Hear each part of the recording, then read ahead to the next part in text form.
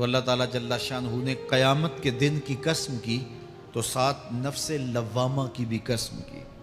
قسم تو کوئی بھی کرے تو سننے والا متوجہ ہوتا ہے کہ یہ جو قسم کی جا رہی ہے تو یہ کسی عنوان کی اہمیت کو بیان کرنا مقصود ہے، تو پھر قسم اگر رب کرے تو پھر سمجھنے کے لیے کافی ہے کہ وہ کتنا اہم مضمون ہوگا جس پہ میرا رب رب ہو کے قسم کر رہا ہے۔ تو قیامت پر اللہ تعالیٰ قسم فرما رہا ہے تاکہ اس کا قسم فرمانا اہل عقل کے لیے کافی ہو کہ اس کے اس بات کے لیے اس سے بڑی کیا دلیل ہو سکتی ہے کہ میرا رب اس پہ قسم کر رہا ہے۔ اَيَحْسَبُ الْإِنسَانُ أَن لَّن نَّجْمَعَ عِظَامَهُ، اللہ تعالیٰ ارشاد فرماتا ہے کہ کیا آدمی یہ سمجھتا ہے کہ ہم ہرگز اس کی ہڈیاں جمع نہیں فرمائیں گے؟ یہ ایک کافر تھا، عدی بن ربیعہ، یہ مراد ہے یہاں انسان سے۔ ایک روایت کے مطابق ابو جہل بن ہشام مراد ہے۔ تو یہ ابو جہل یا عدی بن ربیعہ یہ کہتے تھے کہ کیا ہڈیوں کو دوبارہ جوڑا جائے گا، دوبارہ ان کو جمع کیا جائے گا؟ یہ نہیں ہو سکتا، قیامت نہیں آ سکتی۔ وہ کہتے تھے یہ جہاں ہے بس ختم ہو جائے گا کام تمام، لہٰذا جو عزت پانی ہے، جو لذت حاصل کرنی ہے، جو عیش و عشرت کرنی ہے، جو کچھ کرنا ہے اسی جہان میں کر لو۔ آج کل بہت سارے لوگوں کا رویہ بھی یہی ہے کہ بس ٹھیک ہے یہ دنیا ہی سب کچھ ہے، آخرت بس ایک اعتقاد کی حد تک ذہن کے کسی گوشے میں ہے، 2 لمحوں کے لیے خیال آیا تو رک گئے، پھر اپنی وہی ڈگر کی زندگی۔ لیکن آخرت جب تیقن کی اس منزل تک پہنچ جائے پھر انسان کے اعمال کے اندر خود بخود جو ہے وہ نظم پیدا ہو جاتا ہے کہ چونکہ میں اللہ کے حضور پیش ہونا ہے اور ایک ایک عمل کا میں نے حساب دینا ہے۔ تو آخرت کے بارے میں یقین کی کمزوری انسان کو جو ہے وہ گناہوں کی دلدل میں پھنسا دیتی ہے، اس لیے آخرت کا یقین یہ بہت ضروری ہے تاکہ ہماری زندگی میں نظم پیدا ہو اور ہم اللہ کے حضور جھکنے والے، اس کے شکر گزار بندے، اس کی اتباع کرنے والے بنیں۔ تو اب وہ کافر کہتے تھے ابن ربیعہ یا ابو جہل کہ یہ جو ہڈیاں ہیں ان ہڈیوں کو کیسے دوبارہ زندہ کیا جائے گا۔ نضر بن حارث ایک کافر تھا، وہ کہیں سے قبرستان سے پرانی ہڈی اٹھا لایا اور وہ اتنی بوسیدہ تھی کہ ہاتھ کے لمس سے ٹوٹ ٹوٹ کے گرتی تھی، اور حضور کے پاس آ کھڑا ہوا اور آ کے کہنے لگا کہ کیا ان ہڈیوں کو دوبارہ زندہ کیا جائے گا؟ کون ہے ان کو جو دوبارہ زندہ کرے؟ اور ساتھ ہڈی توڑتا ہے اور اس کے ریزے زمین پہ گرتے ہیں۔ تو حضور علیہ السلام نے اللہ کی جانب سے اس کا جواب دیا۔ ذرا قرآن پڑھیے، سورہ یاسین کا آخری رکوع ہے، وَضَرَبَ لَنَا مَثَلًا وَنَسِیَ خَلْقَهُ قَالَ مَن يُحْیِی الْعِظَامَ وَهِیَ رَمِیمٌ۔ اب وہ باتیں کرنے لگ گیا ہے، اس کی زبان بولنے لگی ہے، اب کہاوتیں ہمارے لیے لاتا ہے، اور کیا کہتا ہے؟ مَن يُحْیِی الْعِظَامَ وَهِیَ رَمِیمٌ، ان ہڈیوں کو کون زندہ کرے گا جبکہ اتنی بوسیدہ ہو گئی ہیں؟ تو یہ نضر بن حارث حضور کے سامنے ہڈی لایا تھا اور توڑتا تھا اور کہتا تھا یہ ہڈیاں زندہ ہوں گی، ان ہڈیوں کو دوبارہ اٹھایا جائے گا جو اتنی بوسیدہ ہو گئی ہیں کہ ہاتھوں کا لمس بھی گوارا نہیں کرتی، اس کو دوبارہ زندہ کیا جائے گا؟ کون زندہ کرے گا؟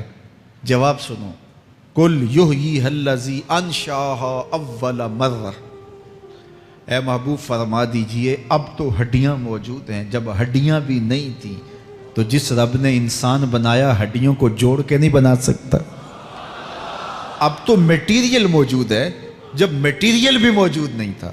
هل أتى على الإنسان حين من الدهر لم يكن شيئا مذكورا، انسان پر وہ وقت بھی آیا ہے جب یہ قابل ذکر چیز ہی نہیں تھا، اس کا نقشہ نہیں تھا، اس کی صورت نہیں تھی، اس کا میٹیریل نہیں تھا، اس کا مادہ نہیں تھا، لیکن جس نے حضرت انسان بنایا پانی کی بوند سے تخلیق کیا، تو اب کیا وہ ہڈیوں کو جوڑ کر انسان نہیں بنا سکتا؟ تو یہ کفار بات کرتے تھے کہ نہیں نہیں نہیں، اتنی بوسیدہ ہڈیوں کو کیسے زندہ کیا جائے گا، یہ بات سمجھ میں نہیں آتی۔ پھر ان کے ذرے بکھر گئے، بعض انسانوں کو جانور چیڑ پھاڑ کے کھا گئے، کچھ وہ کھا گئے، کچھ ہڈیاں پڑی رہ گئیں، کچھ ان کی ہڈیاں راکھ بن کے اڑ گئیں۔ تو کیسے ہو سکتا ہے کہ ان کو دوبارہ زندہ کیا جائے، ان کے اجزاء جوڑے جائیں؟ اب یہ عدی بن ربیعہ نے بھی یہی کہا۔ اللہ ارشاد فرماتا یحسب الانسان ان لن نجمع عظامہ، یہ آدمی گمان کرتا ہے، کہتا ہے کیا ہڈیوں کو دوبارہ زندہ کیا جائے گا؟ اللہ فرماتا ہے کیوں نہیں، ہم اس بات پہ قادر ہیں کہ اس کے انگلیوں کے پور پور کو دوبارہ کھڑا کر دیں، اور اس کے اجزاء جو بکھرے ہوئے ہیں ان کو ہم اکٹھا کر کے دوبارہ ان کو جوڑ دیں، ہمارے لیے کوئی مشکل نہیں ہے۔ لیکن یہ اس کا خیال ہے کہ ہڈیوں کو کیسے جوڑا جائے گا، لیکن سورہ یاسین میں جو دلیل دی اس پہ کس قدر جو ہے وہ اشش کرنے کو جی چاہتا ہے۔ فرمایا کہ قل یحییھا الذی انشأھا اول مرہ، یہ کہتے ہیں یہ ہڈیاں کون جوڑے گا؟ کہا جب ہڈیاں بھی نہیں تھی، جس نے ہڈیاں بنائی اس کے لیے جوڑنا کیا مشکل ہے؟ تو یہ عجیب تم نے بات کی۔ تو اللہ تعالیٰ جل شانہ قیامت کے دن ہمارے وجود دوبارہ اٹھائے گا اور اپنے حضور بندوں کو کھڑا کرے گا اور ان سے سوال پوچھے گا۔ یہ نہیں ہے کہ جو مرضی کرتے گئے، ایک آدمی نے ظلم کیا، جبر کیا، زیادتیاں کی، لوگوں کا حق لوٹا، لوگوں کا مال غصب کیا، عزتیں پامال کی، اور اتنا مؤثر تھا کہ عدالتیں وہ خرید لیتا تھا، کچہریاں وہ خرید لیتا تھا، پولیس وہ خرید لیتا تھا، کوئی سے پوچھنے والا نہیں تھا، اس کی بات چلتی تھی، اس کا فون چلتا تھا، اس کا رکا چلتا تھا، عیش و عشرت کی زندگی گزاری اور مر گیا، ہزاروں کے حق غصب کر کے، ہزاروں کا مال ہڑپ کر کے، لوگوں کی آبروئیں لوٹ کے مر گیا اور قبر میں چلا گیا، بس قصہ ختم۔ اب نہ وہ اٹھے گا نہ اس سے حساب لیا جائے گا، تو پھر انصاف کہاں گیا؟ ایک عدالت ایسی ہونی چاہیے کہ جس عدالت میں اس کو بھی پکڑا جائے اور ٹکٹکی پہ باندھا جائے کہ دنیا پر تو کسی نے تجھے پکڑا نہیں، آ اس عدالت میں تیرے خلاف سلطانی گواہ بھی موجود ہیں اور تجھے گناہوں کا، جرم کا بدلہ بھی دیا جائے گا، اور منصف جو ہے وہ انصاف کرے اور ان مظلوموں کو کھڑا کیا جائے کہ دنیا پر تو تمہاری داد رسی کسی نے کی، اس دربار میں تمہاری پوری پوری داد رسی کی جائے گی۔ عقل مانتی ہے کہ ایک ایسا دربار ہونا چاہیے، ایسا احتسابی عمل ہونا چاہیے، ایک ایسی عدالت لگنی چاہیے کہ جس کا کہیں جسے انصاف نہیں ملا اس کو وہاں جا کے انصاف ملے، اور وہ دن قیامت کا دن ہے۔ اس کا یقین زندگی میں نظم پیدا کر دیتا ہے اور تھر تھر بدن کانپتا ہے کہ آج اگر ہم مؤثر بھی ہو جائیں اور کسی کے سامنے جواب دہ نہ ہوں، لیکن ایک عدالت تو ہے جہاں ہم نے جواب دہ ہونا ہے اور اپنے ایک ایک عمل کا حساب دینا ہے۔ تو اللہ ارشاد فرماتا ہے کہ اس عدالت کے سامنے تم نے پیش ہونا ہے، تمہارے جوڑ جوڑ کو اللہ تعالیٰ دوبارہ کھڑا کرے گا اور اس کو دوبارہ تخلیق کرے گا اور پیدا کرے گا، اور تم دوبارہ کھڑے ہو جاؤ گے، اس کے حضور پیش ہوگے۔ بل یرید الانسان لیفجر امامہ، بلکہ آدمی چاہتا ہے کہ اس کی نگاہ کے سامنے بدی کرے۔ استغفر اللہ۔ یہ ایک ظالم کافر تھا، وہ حضور کی خدمت میں آیا، کہنے لگا میں نہیں مانتا قیامت آئے گی۔ حضور نے اس کو دلائل دیے، تو جب دلائل کے سامنے بے بس ہو گیا تو کہنے لگا کہ جس قیامت کی آپ بات کرتے ہیں وہ قیامت آ بھی گئی تو میں نہیں مانوں گا۔ اللہ اکبر۔ تو وہ انکار کرنے والوں کی انتہا ہوتی ہے، اور ذرا دیکھیے وہ کیا بول رہا ہے، بل یرید الانسان لیفجر امامہ۔ اس کی سرکشی دیکھیے، اس کا تمرد دیکھیے۔ وہ کہتا ہے اچھا اگر قیامت قائم ہوئی تو یہ گناہ، یہ جرم، یہ بدی، یہ بدکاریاں، یہ ظلم جو میں کرتا ہوں، یہ بدکاریاں رب کے سامنے کروں گا۔ کیسی ڈٹائی ہے، مذاق اڑاتا ہے، تمسخر اڑاتا ہے آخرت کا۔ کہتا ہے جو بدیوں کا کاروبار میں نے گرم کیا ہے، جو بدکاریاں میری زندگی کا معمول ہیں، جو دادے عیش دیتا ہوں، جو عزتوں کو پامال کرتا ہوں، جو غریبوں کے پنجے توڑتا ہوں، جو لوگوں کا حق غصب کرتا ہوں، جو برائیاں کرتا ہوں، اگر قیامت قائم بھی ہو گئی تو میں یہ سارے جرم رب کے سامنے کروں گا، پھر وہ مجھے پکڑ کے دکھائے۔ اللہ اکبر۔ یسأل ایان یوم القیامہ، پھر پوچھتا ہے اچھا قیامت کب آئے گی؟ یہ تمسخر کے طور پہ پوچھتا ہے، لاؤ نہ قیامت، کب آئے گی قیامت، میں جرم رب کے سامنے کرنا چاہتا ہوں۔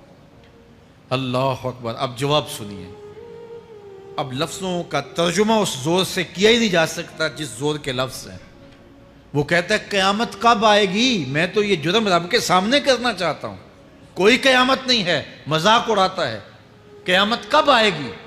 آواز آئی فَإِذَا بَرِقَ الْبَصَرُ وَخَسَفَ الْقَمَرُ وَجُمِعَ الشَّمْسُ وَالْقَمَرُ۔ جب قیامت آئے گی تو آنکھیں چندھیا جائیں گے، چاند بے نور ہو جائے گا، سورج اور چاند اکٹھے ہو جائیں گے۔ یقول الانسان یومئذ این المفر۔ آج جو کہتا ہے کہاں ہے قیامت، اس دن بھاگتا پھرے گا، کوئی پناہ گاہ ہو بتاؤ، کوئی ہے ٹھکانہ چھپنے کا، کوئی پناہ گاہ ہے؟ کلا لا وزر، آواز آئے گی کوئی ٹھکانہ نہیں ہے، آج کوئی ٹھکانہ نہیں ہے۔ الی ربک یومئذ المستقر، اگر ٹھکانہ ہے تو صرف رب کے پاس ہے، انہیں ٹھکانہ ملے گا جو رب کے بندے ہیں اور اس کی دہلیز پہ آنے والے ہیں۔ یُنَبَّأُ الْإِنسَانُ یومئذ بما قدم وأخر، اللہ تعالیٰ اس دن بتا دے گا جو آگے بھیجا اور وہ بھی بتا دے گا جو پیچھے چھوڑا، ایک ایک چیز تشت ازبام ہو جائے گی۔ یوم تبلی السرائر فما لہ من قوت ولا ناصر، اللہ فرماتا سارے راز کھل جائیں گے، جو بند کمروں میں جرم کیے داد عیش دیتا رہا وہ بھی کھل جائیں گے، اور پھر کوئی طاقت نہیں ہوگی، کوئی زور نہیں ہوگا، کوئی زر نہیں ہوگا جو اس کو بے نقاب ہونے سے بچا سکے۔ اے داور حشر میرا نامہ اعمال نہ پوچھ، اس میں کئی پردہ نشینوں کے بھی نام آتے ہیں۔ تو وہ کتنا سخت دن ہوگا، ارشاد فرمایا جائے گا کہ جو آگے بھیجا، جو پیچھے چھوڑا، جو جرم کرتا رہا، جو نیکیاں کی، جو برائیاں کی، سب کچھ تشت ازبام ہو جائے گا۔ بل الانسان علی نفسہ بصیرہ، بلکہ آدمی خود اپنے حال پر اچھی طرح خود آگاہ ہے۔ ہم اسے نامہ اعمال کے دفتر دیں گے جہاں سب کچھ لکھا ہوگا۔ قرآن بتاتا جب نامہ اعمال سامنے آئے گا تو وہ بے ساختہ پکار اٹھے گا، ما لہذا الکتاب لا یغادر صغیرۃ ولا کبیرۃ الا احصاها، ہائے اس کتاب کو کیا ہوا، اس نے چھوٹی بڑی کوئی بات نہیں چھوڑی، سب کچھ لکھ دیا۔ نامہ اعمال سامنے ہوگے، زمین بولے گی، ہاتھ پاؤں بولیں گے، فرشتے بولیں گے، کرامن کاتبین بتائیں گے یہ کیا کیا جرم کرتا رہا، کیا کیا گناہ کرتا رہا۔ تو اس دن ہر شے سامنے آ جائے گی، تو یہ تو ثبوت ہوں گے ہی ہوں گے، لیکن اللہ فرماتا ہے ثبوت تو اپنی جگہ، لیکن بل الانسان علی نفسہ بصیرہ، کیا انسان کو خود نہیں پتا کہ وہ کہاں کھڑا ہے؟ اس کو اپنے جرائم کی فہرست خود یاد ہے، اس کے ضمیر پہ خود اس کا بوجھ موجود ہے، اسے یہ نامہ اعمال نہ بتاتے، فرشتے نہ بتاتے، پھر بھی اسے پتا تھا کہ میں کیا ہوں اور کہاں میں نے جرم کیا ہے۔ وَلَوْ أَلْقَى مَعَاذِيرَهُ، اللہ اکبر، اگر اس کے پاس جتنے بہانے ہوں سب لا ڈالے، جب بھی کوئی اس کا بہانہ نہیں سنا جائے گا۔ قیامت کا دن ہوگا، دنیا کے اوپر تو بہانوں سے انسان بچ نکلتا ہے، کوئی جھوٹ بول لیا، کوئی جھوٹا گواہ پیش کر دیا، کوئی مکر کر لیا، کوئی رشوت چل گئی، کوئی سفارش کام آ گئی، کوئی بہانہ تراش لیا، بات کو توڑ موڑ کے پیش کر لیا۔ لیکن قیامت کا جب دن ہوگا تو کوئی نہ جھوٹا گواہ چلے گا، نہ رب کی پولیس رشوت لیتی ہے، نہ وہاں انصاف کے خلاف کوئی کام ہوگا، اور نہ ہی کوئی بہانہ چل سکے گا۔ اللہ اکبر۔ دوسری بات مفسرین نے یہ بھی لکھی کہ بعض اوقات یہ ہوتا ہے کہ انسان اپنے گناہ پر، اپنے جرم پر کوئی بہانہ تلاش کر کے لوگوں کو مطمئن کر لیتا ہے۔ جو اس نے جرم کیا، کسی سے زیادتی کی، کسی کا حق غصب کیا، تو لوگوں نے ملامت کی تو وہ کوئی بہانہ تلاشتا ہے اور لوگوں کو مطمئن کر لیتا ہے۔ بعض اوقات لاجواب کر دیتا ہے، بعض اوقات مطمئن بھی کر لیتا ہے۔ وہ لوگوں کو تو مطمئن کر لیتا ہے لیکن وہ خود مطمئن نہیں ہو سکتا۔ جس نے جرم کیا ہوتا ہے، جرم اس کو اندر سے ڈستا رہتا ہے، اس کا ضمیر اس کو ٹھوکریں مارتا رہتا ہے، اندر کی بے چینی اسے تنگ کرتی رہتی ہے، اگرچہ وہ دلائل سے، مکر و فریب سے باتوں کو توڑ موڑ کے عذر کر لیتا ہے، کوئی بہانہ بنا لیتا ہے، لیکن اس کے باوجود اس کے اندر کوئی چین، اندر کوئی اطمینان نہیں ہوتا۔ اللہ اکبر! تو مجرم بے چین رہتا ہے۔ آج ہماری بے چینیوں کا ایک سبب ہمارا مالک کی دہلیز سے منہ موڑنا اور بہت سارے دیدہ نادیدہ گناہوں کا ارتکاب کرنا ہے۔ جب ہم سے سستیاں ہو جاتی ہیں، کوتاہیاں ہو جاتی ہیں، تو وہ گناہ ہمارا پیچھا نہیں چھوڑتے اور ہمیں بے چین اور مضطرب رکھتے ہیں۔ تو بعض اوقات جو ہے وہ ہم کہتے ہیں کہ پتہ نہیں بے چینی کیا ہے۔ بے چینی گناہوں کی ہے۔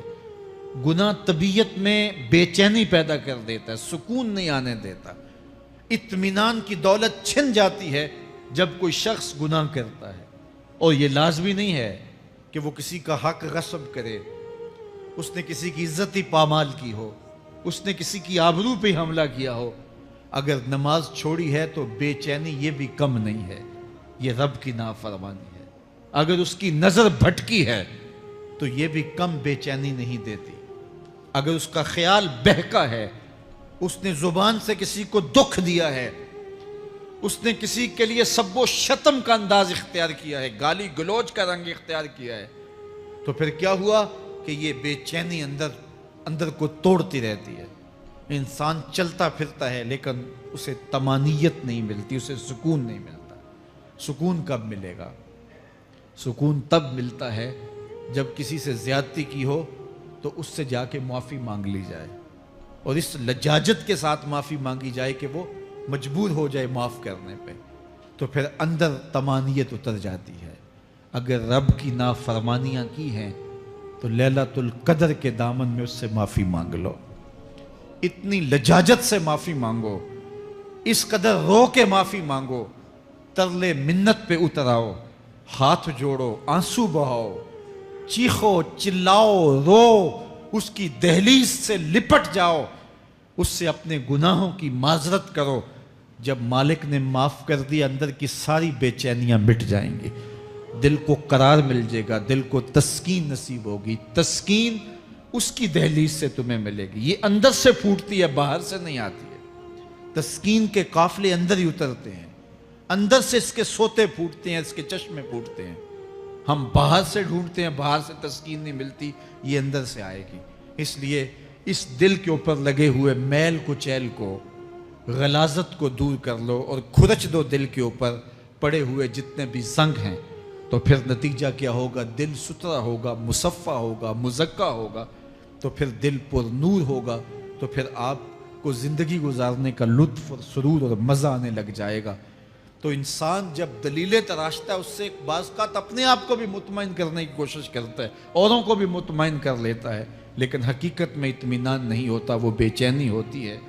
تو اللہ تعالیٰ جل شانہ اس کہانی کو بیان کرتے ہوئے ایک اور مضمون کو بیان کیا، اور یہ بالکل درمیان میں جملہ معترضہ کے طور پہ جو ہے وہ نظر آ رہا ہے کہ بات تو چل رہی ہے، تو اچانک اللہ اپنے محبوب سے مخاطبہ فرماتا ہے اور کیا ارشاد کرتا ہے؟ لا تحرک بہ لسانک لتعجل بہ۔ تو یہ اچانک بات کیوں آ گئی؟ اصل بات یہ تھی کہ جب وحی نازل ہوتی تو آقا کریم علیہ السلام ہمہ تن گوش ہو کے اس وحی کو سنتے، پھر اس کو محفوظ کرنے کی فکر ہوتی کہ جو میں نے سنا ہے وہ اچھی طرح مجھے یاد ہو جائے، اور پھر آقا کریم علیہ السلام کی تیسری فکر یہ ہوتی کہ اس کے جو معارف ہیں، اسرار ہیں، اور اس کے جو ثمرات ہیں، اس کی جو تفصیلات اور نکلنے والے اس کے نتائج ہیں، وہ بھی اچھی طرح جو ہے وہ میں سمجھ پاؤں۔ تو یہ تین مشقتیں بیک وقت حضور گوارا کر رہے ہوتے۔ اب قیامت کا ہولناک منظر جو پیش کیا گیا، اور پھر انسان جب اپنے رب کی نافرمانی کرتا ہے تو جو اس کا حال ہوتا ہے، تو یہ سارے مضامین کو اللہ کے محبوب سن رہے تھے۔ حضور کے قلب اطہر پر گرانی آئی، اور میرے رب کو کیسے گوارا تھا۔ جو حضور سن رہے تھے جلدی جلدی اس کو زبان پہ لانا چاہ رہے تھے تاکہ وہ اچھی طرح ازبر ہو جائے، لیکن اللہ نے محبوب کی اس مشقت کو دیکھا تو فرمایا لا تحرک بہ لسانک لتعجل بہ۔ محبوب آپ اپنی زبان کو جنبش نہ دیں، آپ جلدی کرتے ہیں تاکہ وہ جو میں نے سنا ہے وہ میری زبان پہ آ جائے، ان علینا جمعہ و قرآن، یہ ہمارے اوپر ہے، ہم آپ کے دل میں جمع بھی کریں گے، جو آپ کو سکھایا ہے وہ آپ کو یاد بھی رہے گا، وہ آپ بھول نہیں سکیں گے۔ فَإِذَا قَرَأْنَاهُ فَاتَّبِعْ قُرْآنَ، اور جب ہم پڑھ لیں تو پھر اس کے بعد آپ اس کو دہرائیں پڑھیں۔ ثُمَّ إِنَّ عَلَيْنَا بَيَانًا، پھر اس کی تفصیل بھی ہمارے ذمہ ہے، اس کا بیان بھی ہمارے ذمہ ہے۔ اس سے وہ لوگ جو حجیت حدیث کا انکار کرتے ہیں اور پھر وہ کہتے ہیں کہ نہیں بس قرآن مجید کی آیات ہی ہیں، اس کے علاوہ اور کچھ نہیں ہے، وہ من اللہ نہیں ہے، تو یہاں غور کرنا ہے۔ ثم ان علینا بیانہ فرمایا گیا، پھر ہمارے اوپر ہے اس کا بیان جو آپ کو ہم القاء کریں۔ اور آقا کریم نے فرمایا، سنن نسائی کی روایت ہے، انما اوتیت القرآن ومثلہ معہ، مجھے قرآن دیا گیا اور قرآن جتنے اور علوم بھی میرے سینے میں رکھے گئے۔ تو صرف قرآن ہی نہیں اتارا گیا حضور کے سینے میں، حضور کے سینے میں بہت کچھ نازل کیا۔ حضور کا سینہ گنجینہ ہے اسرار و معانی کا، اور اللہ تعالیٰ جل شانہ نے اپنے محبوب کو بہت کچھ عطا کیا۔ یہ بیان کرنے کے بعد فرمایا، کلا بل تحبون العاجلہ وتذرون الآخرہ۔ اللہ اکبر، کوئی نہیں بلکہ یہ جو تم لوگ ہو اے کافرو، تم اس چیز کو پسند کرتے ہو جو بالکل نقد ہے، جو جلد ملنے والی ہے۔ دنیا کا سودا نقد ہے، دنیا کے نفع نقد ہیں، دنیا کی لذات نقد ہیں۔ شیطان کہتا ہے اب چوری کرو اب مال آئے گا، اب زنا کرو اب لذت ملے گی، اب ڈاکہ کرو اب امیر ہو جاؤ گے۔ تو دنیا کے سودے نقد ہیں اور آخرت کے وعدے ادھار ہیں۔ وہ ارشاد فرمایا، بل تحبون العاجلہ، تم دنیا کی جو عاجل چیزیں ہیں، جو بالکل نقد سودے ہیں، تم ان کے پیچھے پڑتے ہو، وتذرون الآخرہ، اور آخرت کو چھوڑتے ہو۔ دوسرے مقام پہ ارشاد فرمایا سورہ الاعلیٰ میں، بل تؤثرون الحیات الدنیا والآخرۃ خیر وابقی، تم دنیا کی جیتی زندگی کو ترجیح دیتے ہو، حالانکہ آخرت بہتر بھی ہے اور دائمی بھی۔ میں آپ کی توجہ چاہوں گا، آخرت بہتر بھی ہے اور دائمی بھی، لیکن تمہاری ترجیح یہ دنیا ہے جس کی آخرت کے مقابلے میں کوئی حیثیت ہی نہیں ہے۔ حضور نے ارشاد فرمایا، اگر کسی کو جنت میں ایک کوڑا رکھنے کی جگہ مل جائے، ایک ڈنڈا رکھنے کی جگہ مل جائے، دنیا و ما فیہا کی دولتوں سے وہ زیادہ قیمتی ہے۔ 7 براعظموں پہ پھیلی ہوئی کائنات، سمندروں کی تہوں میں قیمتی موتی، پہاڑوں کے دامن میں قیمتی معدنیات، مالیاتی اداروں کے پاس سرمائے، لوگوں کے پاس دولت کے انبار، یہ سارے اکٹھے کر لیے جائیں اور ان کی قیمت لگائی جائے، اور جنت میں ایک ڈنڈا رکھنے کی جگہ، ایک عصا رکھنے کی جگہ، ایک کوڑا رکھنے کی جگہ، وہ جگہ پھر بھی زیادہ قیمتی ہے۔ پراپرٹی ویلیو ہوتی ہے نا، وہ کہتے ہیں کہ دور دراز دیہات سے 10 ایکڑ فروخت کریں تو یہاں ہمارے بائی پاس پہ اگر لیں تو 1 کنال جگہ آئے گی، 10 ایکڑ فروخت کر کے یہاں 1 کنال ملے گی۔ اور اگر آپ مزید اس کو فروخت کر کے مزید جو ہے وہ کسی مہنگے علاقے میں چلے جائیں تو ہو سکتا ہے 2 مرلے اس 10 ایکڑ کے مقابلے میں آئیں۔ تو اس طرح مختلف جگہوں کی پراپرٹی ویلیو ہوتی ہے۔ اللہ کے محبوب جنت کی پراپرٹی ویلیو بتا رہے ہیں۔ 7 براعظموں پہ پھیلی ہوئی کائنات کو ایک پلڑے میں رکھیں، پوری دنیا کے اندر جو سرمائے ہیں، جو ماضی میں سرمائے لوگوں نے خرچ کر لیے، جو حال میں موجود ہیں، جو آنے والے ادوار میں لوگوں کے پاس آئیں گے، قارون کا خزانہ اور سرمائے سارے اکٹھے کر کے ایک پلڑے میں رکھ دیں، جنت میں ایک عصا رکھنے کی جگہ پھر بھی زیادہ قیمتی ہے۔ تو پھر دنیا کی آخرت کے مقابلے میں قیمت کیا ہوئی؟ دنیا کی جنت کے مقابلے میں ویلیو کیا ہوئی؟ اور جنت میں سب سے کم جگہ کس کو ملے گی؟ جو سب سے آخر میں جائے گا۔ ظاہر ہے سب سے کم جگہ اسی کے پاس ہوگی جو سب سے آخر میں جہنم کے دھکے کھا کھا کے، رگڑے سہ سہ کے پھر آخر میں جنت میں جائے گا۔ سب سے تھوڑی جگہ اس کے پاس ہوگی۔ حدیث پاک میں آتا ہے، بخاری میں آتا ہے، حضور نے ارشاد فرمایا، کہ جب جہنم سے آخری جہنمی نکالا جائے گا تو اللہ تعالیٰ اسے پوچھے گا بتا تیری کوئی آرزو، تو وہ کہے گا مالک یہ آرزو ہے، یہ آرزو ہے، مختلف آرزوؤں بتائے گا۔ اللہ فرمائے گا لکا ما تمنیتا، جو تو نے آرزو کی جا جا تجھے میں نے عطا کر دی، اب جنت میں چلا جا۔ تو اس کی تو توقع یہ ہوگی کہ سایہ دیوار جنت میں جگہ مل جائے تو غنیمت ہے، اور اگر جنت کے اندر جاؤں تو کوئی جھونپڑا مل جائے 2 مرلے کا تو وہ بھی کافی ہے۔ لیکن اللہ اسے کتنی جگہ دے گا؟ اللہ فرمائے گا جا جنت میں، تیرے لیے جنت میں دنیا سے 10 گنا جگہ ہے۔ 7 بر اعظموں کو 10 سے ضرب دے تو کہا کہ دنیا سے 10 گنا جگہ تیرے لیے۔ اس کو یقین ہی نہیں آئے گا، وہ کہے گا اتسخر وانت الملک، میرے رب تو بادشاہ ہو کے مجھ سے مذاق کر رہا ہے؟ اللہ فرمائے گا نہیں، تیرے لیے 10 گنا جگہ ہے، اور اس کے لیے 10 گنا جگہ ہوگی جو سب سے آخر میں جنت میں جائے گا۔ میں آپ کی توجہ چاہوں گا، جو آخری جنتی ہے اس کے پاس کتنی جگہ ہوگی، کتنی پراپرٹی ہوگی؟ آج تو 2 10 20 50 مربع کسی کے پاس ہوں تو وہ اتراتا ہوا چلتا ہے کہ میں اتنا بڑا ذمہ دار ہوں۔ جنت میں آخری جنتی کی جگہ کتنی ہوگی؟ دنیا سے 10 گنا جگہ۔ تو داتا گنج بخش علی حجویری کی جاگیروں کا عالم کیا ہوگا؟ بابا فرید الدین گنج شکر کی جاگیروں کا عالم کیا ہوگا؟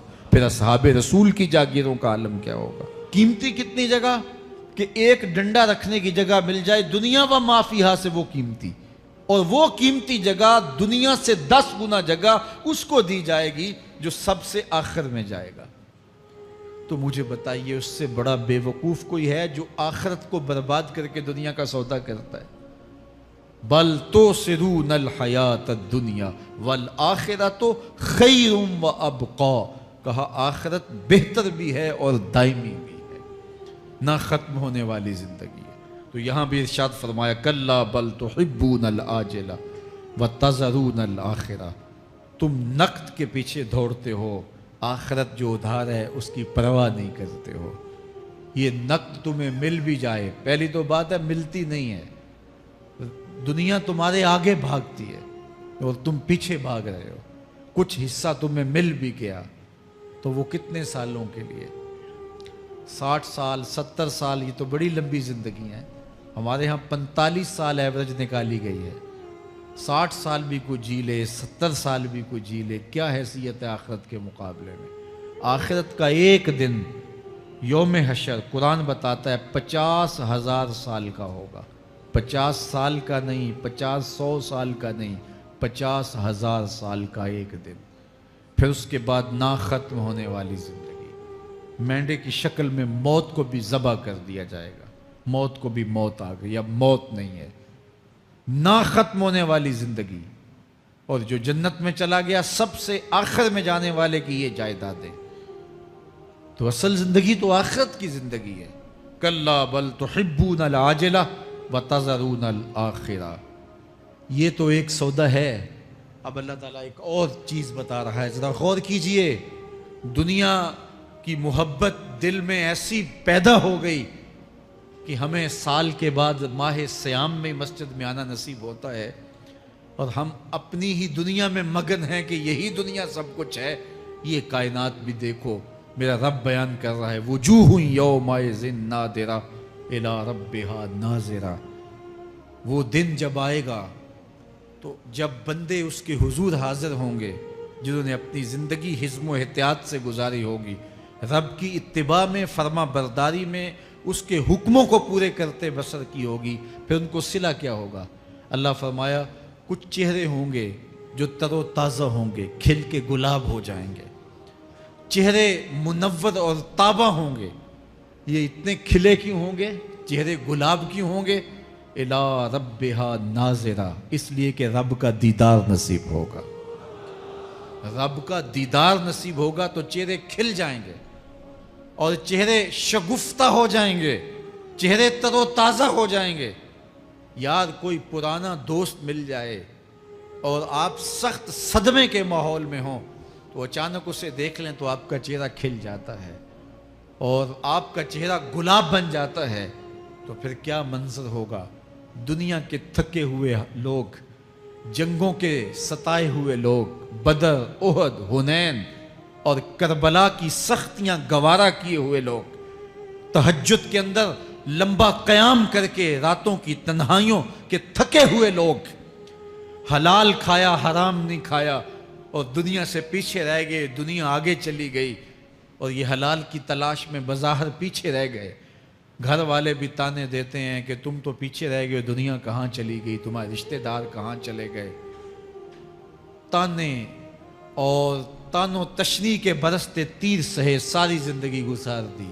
دکھوں کے مارے ہوئے یہ شخص جب قیامت کے دن اپنے رب کے حضور جائیں گے تو اللہ رخ انور سے نقاب ہٹا دے گا، پھر کیا ہوگا؟ اللہ کا دیدار ہوگا تو یہ چہرے کھل جائیں گے، ساری تھکن اتر جائے گی، جنم جنم کی ساری تھکن اتر جائے گی اور چہرے شگفتہ گلاب بن جائیں گے۔ اللہ فرمائے گا دیکھو ان کے چہرے کیسے کھلے ہوئے، وجوہ یومئذ ناظرہ الی ربہا ناظرہ۔ یہ تو خوش نصیب لوگوں کے چہرے ہیں۔ ووجوہ یومئذ باسرہ، اور پھر اس دن کچھ منہ بگڑے ہوئے ہوں گے۔ کیسے بگڑے ہوں گے؟ پاؤں میں درد ہو تو چہرے پر بگاڑ ہوتا ہے، پیٹ میں درد ہو تو چہرہ اچھا دکھائی نہیں دیتا، کان میں درد ہو، آنکھ میں درد ہو، سر میں درد ہو تو چہرہ بگڑ جاتا ہے۔ اور ان کے چہرے اتنے بگڑے ہوں گے، کوئی آنے والا خوف طاری ہو تو چہرے بگڑ جاتے ہیں۔ اور انسان کے چہرے کی ہوائیاں اڑی ہوتی ہیں، اب ان کے چہروں کی ہوائیاں اڑی ہوں گی۔ کیوں؟ قرآن بتاتا ہے تظن ان یفعل بہا فاقرہ، یہ ڈر رہے ہوں گے کہ ہمارے ساتھ اب جو سلوک ہونے والا ہے وہ کمر کی ہڈی توڑ دے گا۔ ہم نے رب کے حکموں کو توڑا، ہم نے پرواہ نہیں کی، ہم سمجھے دنیا میں آئے ہیں تو ہماری دنیا ہے، آوارہ ہوں، خواہشات نفس کے مطابق زندگی گزاریں، آنکھیں بے حیائی میں لگی رہیں، سوچیں آوارگی میں لگی رہیں، کان نغمے سنتے رہے، زبان جھوٹ بکتی رہی، ظلم و جبر کا بازار گرم رکھا، عصمتیں عزتیں پامال کرتا رہا، لوگوں کا مال لوٹتا رہا، حق غصب کرتا رہا، کلیجے اور دل چیرتا رہا، لوگوں کو زخمی کرتا رہا، لوگوں کے جذبات سے کھیلتا رہا، پرواہ نہیں کی کہ یہ دنیا ہے، امتحان گاہ ہے، چند دنوں کے لیے آئے ہیں، اللہ کے حضور پیش ہونا ہے، عملوں کا حساب ہونا ہے۔ اب جب وہ دیکھیں گے کہ ہمارے ساتھ کیا ہونے والا ہے تو ان کے چہرے پہلے بگڑ جائیں گے۔ کیوں؟ وہ گمان کریں گے کہ ان کی ریڑھ کی ہڈی توڑ دی جائے گی، ایسے عذاب آئیں گے جس طرح کسی کی ریڑھ کی ہڈی ٹوٹ جائے تو اس کا چہرہ شگفتہ گلاب تو نہیں ہوتا، اس کا چہرہ جو ہے وہ تو کس قدر مرجھایا ہوا ہوتا ہے۔ تو اللہ ارشاد فرماتا ہے اس طرح ان کے چہرے ہوں گے۔ ابھی عذاب آیا نہیں ہے لیکن چہرے پہلے اترے ہوئے ہوں گے، اور جب عذاب کی بھٹی میں ڈالے جائیں گے، اللہ اکبر، اور وہ سخت عذاب، حضور نے جبریل امین سے پوچھا مجھے جہنم کے عذابوں کا ذکر سناؤ۔ عرض کی حضور سب سے ہلکے عذاب کی کہانی سناتا ہوں، اور وہ یہ کہ جہنمی کے پاؤں میں آگ کا جوتا رکھا جائے گا، باقی پورا بدن اس کا سلامت ہوگا۔ یہ سب سے ہلکے عذاب کی کیفیت ہے۔ اب پاؤں میں آگ کا جوتا ہوگا، حدت، گرمی، شدت اتنی ہوگی کہ دماغ پگھل کے ناک اور کانوں کے راستے سے باہر آ جائے گا۔ پاؤں میں رکھے ہوئے جوتے کی گرمی دماغ کو ایسے چڑھے گی کہ وہ پگھل جائے گا اور ناک اور کانوں کے راستے سے باہر آ جائے گا۔ تو اللہ کے عذاب کے خوف سے چہرے بگڑ جائیں گے، حالت سلامت نہیں رہے گی۔ یہ بات ذہن میں رکھیں کہ اللہ جس کو جہنم میں ڈالے گا اس کو اس صورت میں نہیں ڈالے گا، یہ محمدی صورت ہے، یہ شکل اس کی چھین لی جائے گی اور اس کی شکل بڑی کر دی جائے گی۔ اس کا ایک ایک دانت احد پہاڑ جتنا ہوگا۔ احد پہاڑ کا پھیلاؤ 15 کلومیٹر پہ ہے، 15 کلومیٹر کا ایک دانت، اور 32 دانت کتنے ہوں گے تو منہ کتنا بڑا ہوگا۔ اس کو اتنا بڑا اس لیے کیا جائے گا تاکہ وہ عذاب کی تکلیف زیادہ سہے۔ 70 گز موٹی کھال ہوگی اور کھال جل جائے گی تو اللہ قرآن میں فرماتا ہے ہم نئی کھال دے دیں گے تاکہ عذاب کی تکلیف اس کو گوارا کرنی پڑے۔ پھر چیخے گا، چلائے گا، ہائے مجھے پانی دو، پانی دو، پیاس کی شدت ہے۔ 70 سال تک تو اس کی کوئی آواز ہی نہیں سنے گا۔ 70 سال کے بعد داروغہ جہنم چیخ کر کہے گا کیا مانگتا ہے؟ وہ بولے گا مجھے پانی چاہیے۔ کہا جائے گا تو بے بھی ملتا ہے پانی۔ پھر داروغہ جہنم اسے پانی دے گا، कोका कोला की बोतल देगा या पेप्सी थमा देगा या मिनरल वाटर की बोतल देगा? नहीं, कुरान बताता है उसे माए हमीम दिया जाएगा, खौलता हुआ पानी, और वो इतना गर्म होगा जब पीने के लिए चेहरे के करीब करेगा, उससे उठती हुई भाप की वजह से चेहरे की खाल उधड़ के उसके अंदर गिर पड़ेगी, लेकिन इसके बावजूद उसको पीना पड़ेगा। अल्लाह फरमाता है ये दुनिया ही सब कुछ नहीं है, समझ लिया यही सब कुछ है, आखिरत को भूल गए, सुबह उठे काम पे चले गए, शाम आए आवारगी में चले गए, सदाएं आती रही हय्या अला स्वला हय्या अल फला, कोई परवाह नहीं की, ना पेशानियों ने सजदे किए, ना सोचों में पाकीज़गी आई, जिंदगी यूं गुजार के चले गए। ऐसे नहीं, कहा एक वो होंगे जिनके चेहरे शगुफ्ता गुलाब होंगे, एक वो होंगे जिनके चेहरे बिगड़े हुए होंगे। अल्लाह अकबर। कल्ला इज़ा बलगतित तराकी, ये तो क़यामत का मंजर है ना, क़यामत से कबल भी एक मंजर है, अल्लाह उस मंजर को भी बयान कर रहा है। कल्ला इज़ा बलगतित तराकी, हाँ हाँ जब जान गले को पहुंच जाएगी। ऐ इंसान तेरे ऊपर वो घड़ी भी आने वाली है, वो वक्त भी आने वाला है जब सांस इस हंसली में अटक जाएगा, जब सीने से भी सांस ऊपर चली गई। अब डॉक्टर भी लाइलाज करार दे रहे हैं कि अब इलाज नहीं रहा है, जान बस अब निकलना चाह रही है, और कहा जाएगा कोई झाड़ फूंक वाला बुलाओ। अब डॉक्टरों ने तो जवाब दे दिया, अब सांस अटक गई गले में, चंद लम्हों की मेहमान है। अब डॉक्टरों ने कहा अब हमारी जानब से ला इलाज हो गया, अब ले जाओ इसको घर या वेंटिलेटर पे डाल देते हैं इसको, बस अब हमारी जानब से कोई इसका इलाज नहीं है।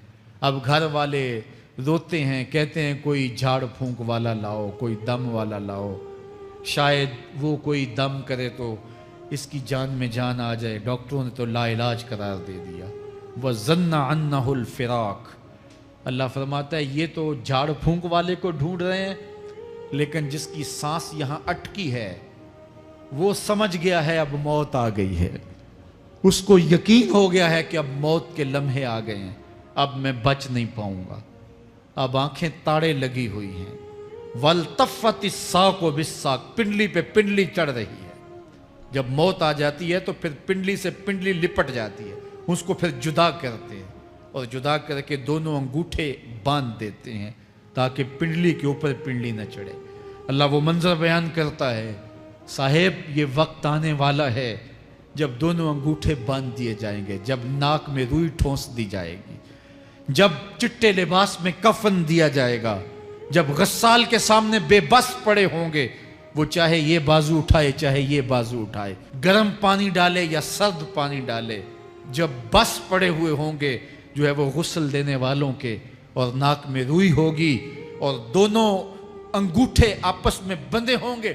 ये महल, ये माड़ी, ये कोठियाँ, ये बंगले जिसको सवेर शाम लग के हलाल हराम की तमीज़ किए बग़ैर बनाया था, गौसे आज़म रदी अल्लाह ताला अन्हु बोले मकान बना रहा है, बसेंगे और हिसाब तू जाके देगा, और ये तो एक रात भी तुझे उस घर के अंदर नहीं रखेंगे कि चलो एक रात मेहमान रख लें। कहते हैं नहीं नहीं, मेहमानों ने भी जाना है तो जल्दी करो, इसको सुपुर्द कराओ, वो तो तेरा लिबास भी फाड़ के उतारेंगे, खुद गुस्ल देने के लिए तैयार भी नहीं है, तुझसे खौफ आने लगा है। ਜਾਂਦੀ ਵਾਰੀ ਡਰਾਉਣਾ ਬਨਿਓ ਤੇ ਹੱਥ ਨਾ ਲਾਂਦੇ ਡਰਦੇ, जिन्ना लई तू पाप कमाए आज कित्थे नहीं तेरे कर दे। आज तो वो तेरे साथ तुझे गुस्ल देने के लिए आमादा नहीं है। वल्तफ़ति साक़ो बिस्साक़, जब पिंडली पे पिंडली चढ़ने लग जाएगी, इला रब्बिका यौमइज़िनिल मसाक़, उस दिन तेरे रब की तरफ ही लौट के जाना है। फ़ला सद्दक़ वला सल्ला, उसने ना तो सच माना और ना नमाज पढ़ी, वलाकिन कज़्ज़ब व तवल्ला, हाँ जुटलाया और मुंह फेर के चल पड़ा। सुम्मा ज़हब इला अहलिही यतमत्ता, फिर अपने घर को अकड़ता हुआ चला। औला लका फ़औला सुम्मा औला लका फ़औला, तेरी खराबी आ पहुँची, हाँ तेरी खराबी आ पहुँची। अयहसबुल इंसान व युतरका सुदा, इंसान दुनिया में ये गुमान करता है उसको सुदा छोड़ दिया जाएगा। सुदा अरबी में ऐसे ऊँट को कहते हैं जिसकी महार किसी के हाथ में ना हो, शुतरे बेमहार, جہاں مرضی جس گھاٹ سے چاہے پانی پیے، جہاں سے مرضی چارہ لے، تو شتر بے مہار کو کہتے ہیں سدا۔ تو یہ انسان بھی گمان کرتا ہے کہ میں بھی سدا ہوں، مجھے کوئی کیوں پوچھے، میرے جذبات پہ کوئی کیوں قدغن لگائے، مجھے کیوں روکے کوئی۔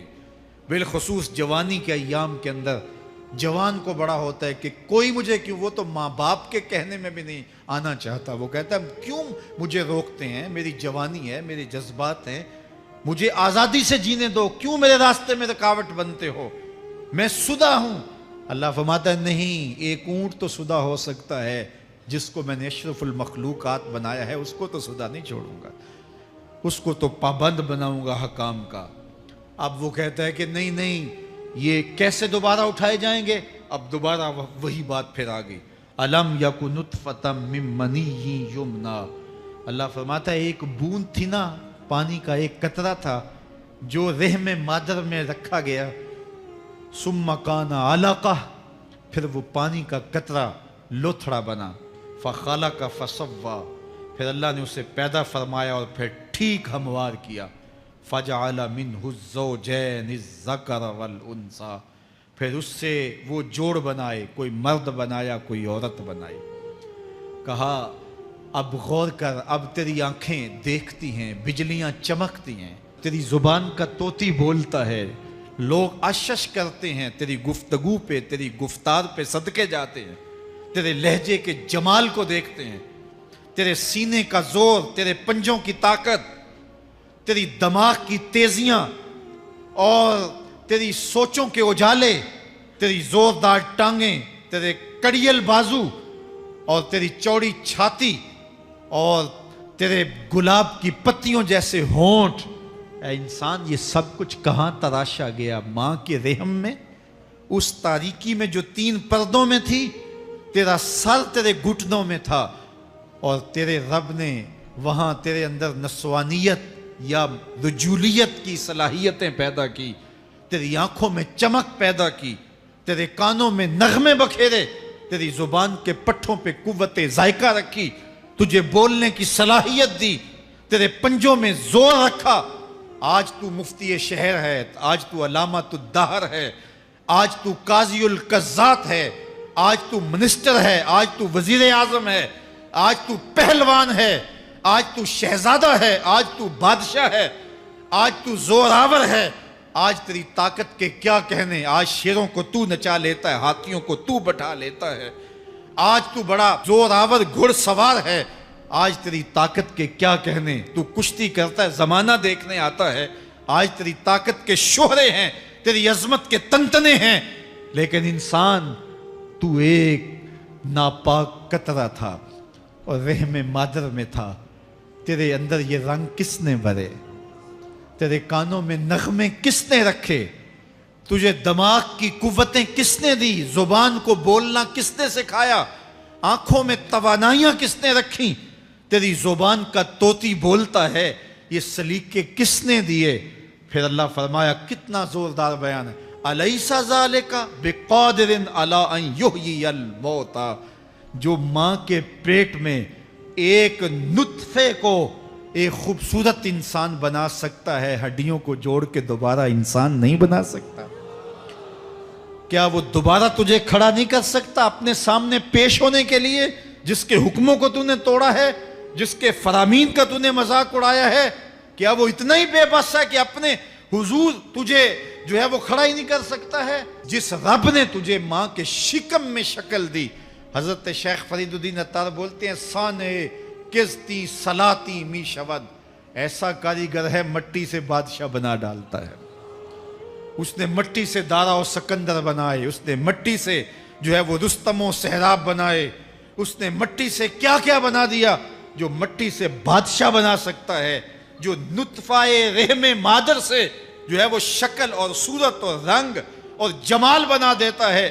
تیری صورت نکھرتی ہے، تیرے ہونٹ گلابی ہیں اور تیری نرگسی آنکھیں ہیں، تیرے ریشمی بال ہیں اور تیری خوبصورت رنگت ہے، تو چال چلتا ہے تو لگتا ہے قیامت چل رہی ہے، تیرا قد رانا جو ہے وہ صنوبر کو شرماتا ہے، تیری گفتار کے تنتنے ہیں، جس نے اتنی خوبصورت شکل ماں کے رحم میں بنائی، کیا وہ ہڈیوں کو جوڑ کے دوبارہ انسان نہیں بنا سکتا؟ وہ دوبارہ انسان بنائے گا اور پھر تجھے اپنے حضور کھڑا کرے گا۔ اور ایک حدیث میں آتا ہے اللہ بندے کو اپنے حضور کھڑا کرنے کے بعد اپنے سامنے سے ہٹنے نہیں دے گا جب تک 5 سوال نہیں پوچھ لے گا۔ ان عمرہ ہی فیما افنا ہو، اس کی عمر کے بارے میں پوچھے گا کہاں ضائع کی؟ میں نے تجھے زندگی دی 60 سال 70 سال 40 سال 50 سال، اس زندگی کو کہاں گزار کے آیا ہے؟ ان شباب ہی فیما ابلا ہو، اس کی جوانی کے بارے میں پوچھا جائے گا جوانی کہاں گزار کے آیا ہے؟ مجنوں تو نہیں بنا رہا، خواہشات کا اسیر تو نہیں ہو گیا، دیوانوں کی طرح زندگی تو نہیں گزار کے آ گیا؟ تیری جوانی کسی چوک میں تو نہیں گزری، تیری جوانی آوارگی میں تو نہیں گزری، ساری رات سوشل میڈیا کے اوپر گندگی اور غلاستیں تو نہیں دیکھتا رہا؟ تیری زندگی گزری کہاں ہے؟ تیری جوانی گزری کہاں ہے؟ اگر کوئی جواب نہ ہوا تو پھر کیا جواب دے گا؟ اور وہ کتنا خوش نصیب ہوگا جو کہے گا مالک میری جوانی سجدوں میں گزری، میری جوانی قیام میں گزری، میری جوانی رکوع میں گزری۔ میرے حضور فرماتے ہیں سبعۃ یظلھم اللہ فی ظلہ یوم لا ظل الا ظلہ، 7 اشخاص ایسے ہیں قیامت کے دن جب کوئی سایہ نہیں ہوگا، اللہ ان 7 کو اپنے عرش کا سایہ دے گا۔ ان میں سے دوسرا شخص میرے حضور نے بیان فرمایا وشاب نشأ فی عبادت اللہ، وہ جوان جس کی جوانی اللہ کی عبادت میں گزری۔ جوانوں اپنی زندگی کو مالک کی دہلیز پہ لے آؤ۔ جوانی وہی ہے جو مالک کی چوکھٹ پہ گزرے۔ اپنے دل کا تعلق جوڑو، عشق کرنا ہے تو پھر آمنہ کے لال سے کرو، محبت کا رشتہ ان سے جوڑو، تعلق کا ربط ان سے قائم کرو، جوانی کو دین کی راہ پہ ڈالو۔ اللہ اکبر، سنو میرے حضور کا فرمان، انا حبیب اللہ، میں اللہ کا حبیب ہوں۔ پھر فرمایا الشاب التائب حبیب اللہ، جو جوان جوانی میں توبہ کرے وہ بھی اللہ کا حبیب ہے۔ آؤ اللہ کے حبیب بن جاؤ، اللہ کے حبیب بن جاؤ، اللہ کے حبیب بن جاؤ، اللہ کے محبوب بن جاؤ۔ لیلۃ القدر کی گھڑیاں ہیں، رات کا پچھلا پہر ہے، اللہ کے حضور یہ عہد کر کے اٹھو مالک جو زندگی گزر گئی، آئندہ جوانی کا ایک ایک لمحہ تیرے لیے گزرے گا، جیوں گا تو تیرے لیے، مروں گا تو تیرے لیے۔ میری ایک ایک سانس تیرے نام وقف ہوئی، میری زندگی کی ایک ایک ساتھ تیرے نام وقف ہوئی، میں اپنا سب کچھ تیرے لیے پیش کرتا ہوں۔ میری زندگی کا مالک بھی تو ہے، میری موت و حیات کا خالق اور مالک بھی تو ہے، یہ زندگی تو نے دی، تیری امانت ہے، تیرے حضور ہی پیش کرتا ہوں۔ اور لیلۃ القدر کی گھڑیوں میں اس عزم کے ساتھ گھروں کو لوٹو کہ اللہ میری زندگی کا ایک ایک لمحہ تیرے نام ہوا، آنے والے موسم تیرے نام ہوئے، میری جوانی تیرے نام ہوئی، میرے آنسو تیرے نام ہوئے، میری پیشانی تیرے نام ہوئی، میرے دل کی دھڑکن تیرے نام ہوئی، میری صلاحیتیں تیرے نام ہوئی، میری زبان بولے گی تو تیری تسبیح بولے گی، تیرے ذکر کے ترانے پڑے گی، میرے کان سنیں گے تو قرآن کے نغمے سنیں گے، میری آنکھیں دیکھیں گی تو مالک تیری قدرت کی نشانیاں دیکھیں گی، تیرے رسول کا روضہ دیکھیں گی، تیرا کعبہ دیکھیں گی۔ مالک میری زبان سچائی کے نور سے مالا مال ہوگی اور میں ساری زندگی تیرے نام کرتا ہوں۔ اور جب آپ اپنی ساری زندگی اللہ کے نام کر دیں گے تو پھر وہ پوری کائنات تمہارے نام کر دے گا۔ کی محمد سے وفا تو نے تو ہم تیرے ہیں، یہ جہاں چیز ہے کیا لوح و قلم تیرے ہیں۔ اللہ آپ سب کو اپنی پناہ میں، امان میں اور حفاظتوں کے حصار میں رکھے۔